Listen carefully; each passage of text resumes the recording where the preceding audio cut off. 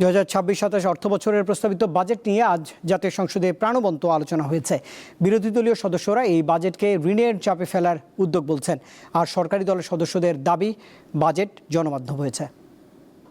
মাননীয় সদস্যবৃন্দ, ত্রয়োদশ জাতীয় সংসদের প্রথম বাজেট অধিবেশনের 15তম দিনে 2026-27 অর্থ বছরের বাজেটের ওপর সাধারণ আলোচনায় অংশ নেন সরকার ও বিরোধী দলের সংসদ সদস্যরা। এ সময় তারা প্রস্তাবিত বাজেটের বিভিন্ন দিক তুলে ধরেন। আলোচনায় অংশ নিয়ে এনসিপি দলীয় দুজন সংসদ সদস্য বলেন, প্রস্তাবিত বাজেটের মাধ্যমে দেশ ঋণের চাপে পড়বে, পূরণ হবে না রাজস্ব আদায়ের লক্ষ্য।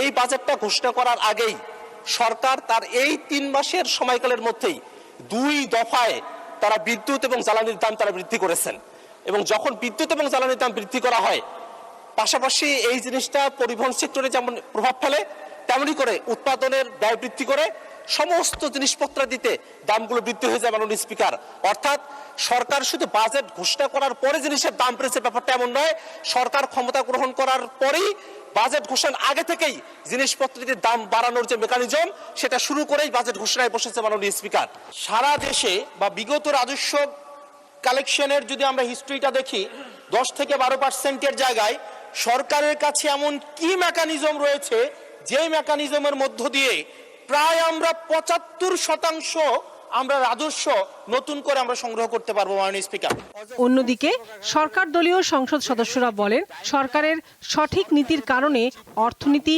ঘুরে দাঁড়াচ্ছে। বাজেটে অর্থমন্ত্রী প্রান্তিক জনগোষ্ঠীকে গুরুত্ব দিয়েছেন।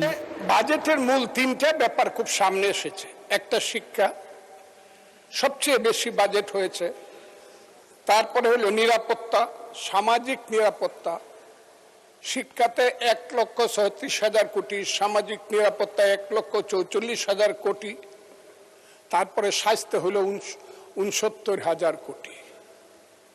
এত বড় বাজেট, এত ব্যাপক ভাবে সমস্ত দিক রক্ষা করে একটা বাজেট দেওয়া।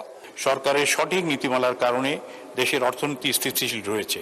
আমি মনে করি এই বাজেটে দেশের ক্ষুদ্র ও মাঝারি শিল্পকে চাঙ্গা করবে এবং লাখ লাখ শিক্ষিত তরুণদের জন্য নতুন কর্মস্থানের পথ উন্মুক্ত করবে। এটা আমি মনে করি না খুব বেশি ত্রুটি আছে। রাতে ডেপুটি স্পিকার কায়সার কামাল 27 জুন সকাল 11টা পর্যন্ত সংসদের অধিবেশন মুলতবি করেছেন।